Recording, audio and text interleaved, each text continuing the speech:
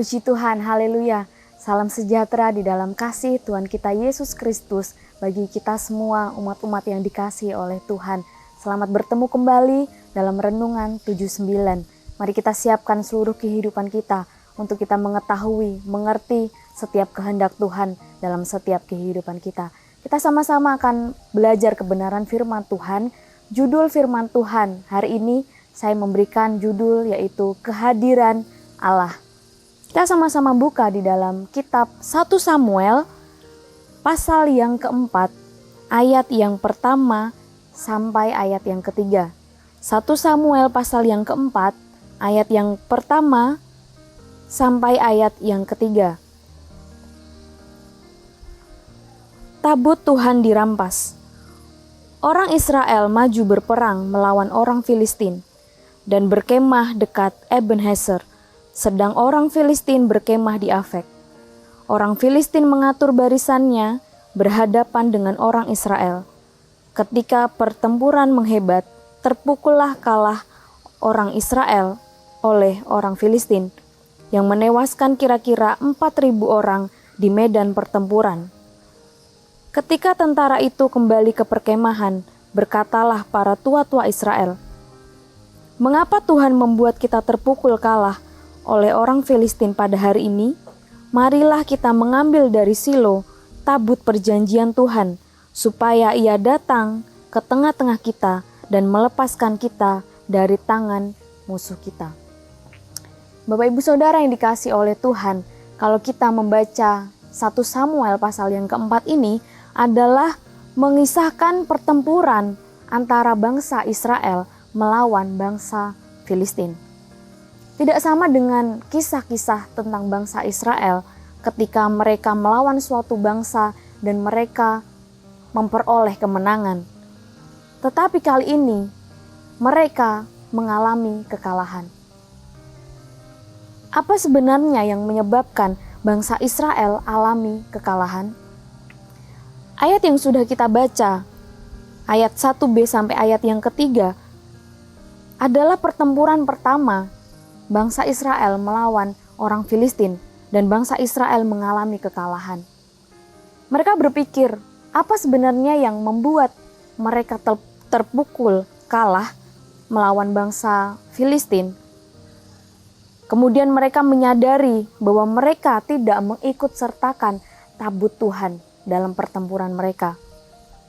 Mereka mengambil dari Silo tabut Tuhan dan mengikut sertakan tabut Tuhan itu dalam pertempuran mereka. Bapak Ibu Saudara yang dikasihi oleh Tuhan, tabut Tuhan di dalam Alkitab berbicara tentang kehadiran Allah, kehadiran Tuhan dan penyertaan Tuhan. Bangsa Israel berharap ketika mereka mengikut sertakan tabut Tuhan, Tuhan hadir dan memberikan kemenangan atas pertempuran mereka. Tetapi kenyataannya, kalau kita baca di ayat yang ke-10, lalu berperanglah orang Filistin sehingga orang Israel terpukul kalah. Mereka melarikan diri masing-masing ke kemahnya. Amatlah besar kekalahan itu. Dari pihak Israel gugur 30.000 orang pasukan berjalan kaki. Ketika mereka menyadari bahwa tabut Tuhan tidak bersama dengan pertempuran mereka, kemudian mereka mengikut sertakan tabut Tuhan dalam pertempuran mereka. Mereka berharap kehadiran Tuhan, penyertaan Tuhan mendatangkan kemenangan atas pertempuran mereka. Tetapi kenyataannya dalam peperangan, dalam pertempuran yang kedua melawan bangsa Filistin, mereka tetap mengalami kekalahan. Yang membuat mereka alami kekalahan adalah karena mereka sendiri tidak hidup benar di hadapan Tuhan. Ketidakhadiran Tuhan saat bangsa Israel berperang melawan bangsa Filistin dikarenakan kehidupan mereka yang tidak berkenan kepada Tuhan. Mereka berpikir mereka akan tetap alami kemenangan ketika mereka mengikut sertakan tabut Tuhan. Padahal kehidupan mereka jauh daripada Tuhan. Kehidupan mereka tidak berkenan di hadapan Tuhan, sehingga mereka alami kekalahan. Bapak Ibu Saudara yang dikasihi oleh Tuhan, Jika kita mau Tuhan hadir dan penyertaan Tuhan nyata dalam setiap kehidupan kita, kita harus menjaga bagaimana kehidupan kita tetap benar di hadapan Tuhan. Kita hidup sesuai dengan kebenaran firman Tuhan dalam setiap kehidupan kita. Kita tidak bisa mengharapkan Tuhan hadir dan menyertai pekerjaan kita kalau kita tidak hidup benar di hadapan Tuhan. Kalau kita tidak jujur dalam pekerjaan kita, kalau kita berlaku curang dalam pekerjaan kita. Kita tidak bisa mengharapkan Tuhan hadir menyertai pekerjaan kita kalau kita tidak hidup benar di hadapan Tuhan. Kita tidak bisa mengharapkan kehadiran Tuhan dalam studi kita kalau kita juga hidup curang dalam studi kita. Kita mencontek, bahkan kita tidak melakukan tugas tanggung jawab kita sebagai pelajar dengan baik. Kita tidak bisa juga mengharapkan Tuhan hadir dan menyertai keluarga kita kalau kita tidak menjalankan peran kita dengan baik sesuai dengan kebenaran firman Tuhan. Kalau kita tidak saling mengasihi, kalau kita tidak saling menghormati. Bapak Ibu Saudara yang dikasihi oleh Tuhan, saya percaya kita semua umat-umat Tuhan, kita rindu Tuhan hadir dalam setiap kehidupan kita, dalam pekerjaan kita, dalam sekolah kita, dalam keluarga kita, dalam pelayanan kita. Oleh sebab itu, mari kita jaga hidup kita tetap benar di hadapan Tuhan. Kita hidup dalam kebenaran firman Tuhan, kita melakukan hal-hal yang benar di hadapan Tuhan, yang memuliakan nama Tuhan. Kalau kita lihat di dalam kitab 1 Samuel pasal yang ke-5, di sana dikisahkan ketika bangsa Filistin merebut, merampas tabut Tuhan. Kekalahan yang dialami oleh bangsa Israel juga mengakibatkan tabut Tuhan itu dirampas oleh mereka, dirampas oleh orang-orang Filistin. Mereka meletakkan tabut Tuhan itu di kuil Dagon. Kalau Bapak Ibu Saudara membaca pasal 5 dari kitab 1 Samuel ini, Tuhan menjungkir balikkan Allah mereka, yaitu Dagon. Mengapa? Mengapa Tuhan mengerjakan hal seperti ini dalam kehidupan orang-orang Filistin? Orang-orang Filistin adalah orang-orang yang tidak kenal Tuhan. Mereka tidak percaya kepada Tuhan. Sudah pasti mereka tidak hidup melakukan kebenaran firman Tuhan. Mereka tidak hidup benar di hadapan Tuhan. Oleh sebab itu, Tuhan menjungkir balikkan Allah mereka, yaitu Dagon.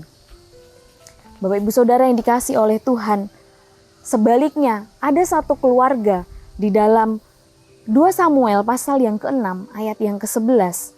Ada satu keluarga yang diberkati oleh Tuhan ketika tabut Tuhan itu ada di rumah mereka. Kita buka dalam 2 Samuel pasal yang ke-6 ayat yang ke-11. 2 Samuel pasal yang ke-6 ayat yang ke-11. 3 bulan lamanya tabut Tuhan itu tinggal di rumah Obed-Edom, orang Gad itu. Dan Tuhan memberkati Obed-Edom dan seisi rumahnya. Sebelum Daud membawa tabut Tuhan itu ke Yerusalem, tabut itu dititipkan di rumah Obed-Edom. Tidak lama Bapak Ibu Saudara, hanya 3 bulan tabut Tuhan itu ada di rumah Obed-Edom. Tetapi firman Tuhan, Alkitab mencatat, Tuhan memberkati Obed-Edom dan seisi rumahnya. Kalau kita tadi sudah membahas ketika tabut Tuhan itu ada di lingkungan orang Filistin, Tuhan mengerjakan hal yang tidak baik bagi mereka. Tuhan menjungkir balikkan Allah mereka, berhala mereka. Sebaliknya, ketika tabut Tuhan ini ada di rumah Obed-Edom, firman Tuhan katakan Tuhan memberkati Obed-Edom dan seisi rumahnya. Obed-Edom dikenal sebagai orang yang taat kepada Tuhan. Dia hidup benar di hadapan Tuhan. Ini yang membuat Tuhan memberkati Obed-Edom dan seisi rumahnya. Kehadiran Tuhan, penyertaan Tuhan, bahkan berkat Tuhan, Tuhan nyatakan untuk keluarga Obed-Edom. Karena mereka hidup benar, karena mereka taat akan setiap kebenaran firman Tuhan. Kita semua sebagai umat-umat Tuhan, saya percaya kita semua rindu kehadiran Tuhan itu nyata dalam setiap kehidupan kita, dalam pekerjaan kita, dalam keluarga kita, dalam studi kita, bahkan dalam pelayanan kita. Kita rindu kehidupan kita diberkati oleh Tuhan. Oleh sebab itu, Bapak Ibu Saudara yang dikasihi oleh Tuhan, mari jaga hidup kita tetap benar di hadapan Tuhan. Kita hidup dalam kebenaran, kita hidup berkenan di hadapan Tuhan. Puji nama Tuhan, firman Tuhan hari ini kiranya kembali mengingatkan setiap kehidupan kita menjadi umat-umat Tuhan yang tetap menjaga hidup kita benar di hadapan Tuhan. Sehingga kehadiran Tuhan, penyertaan Tuhan, bahkan berkat Tuhan nyatakan dalam setiap kehidupan kita. Puji nama Tuhan, mari sama-sama kita berdoa kepada Tuhan. Terima kasih Tuhan, kami bersyukur untuk setiap kebenaran firman-Mu yang boleh kami dengar hari ini. Roh Kudus menolong setiap kehidupan kami umat-umat-Mu untuk tetap hidup berkenan di hadapan Tuhan, tetap hidup sesuai dengan kebenaran firman-Mu dalam setiap kehidupan kami. Kami percaya kehadiran Tuhan, penyertaan Tuhan, bahkan berkat Tuhan Engkau nyatakan dalam setiap kehidupan kami.